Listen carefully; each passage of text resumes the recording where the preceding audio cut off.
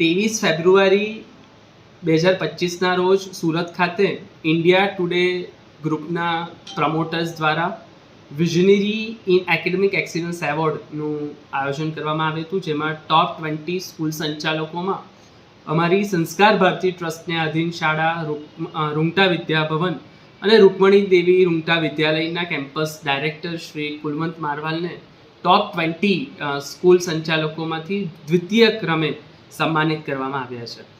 આ શાળા માટે, શાળા પરિવાર માટે એક બહુ હર્ષની લાગણી છે. આ તેઓના દૂરંદર્શી વ્યવહાર અને સાથે એમની જે વિઝનરી એપ્રોચ છે એ દર્શાવે છે. અને ન માત્ર શાળામાં શૈક્ષણિક વાતાવરણની સાથે સાથે એક હોલિસ્ટિક એજ્યુકેશન કઈ રીતે અપાય એવો એમનો સતત પ્રયત્ન રહ્યો છે.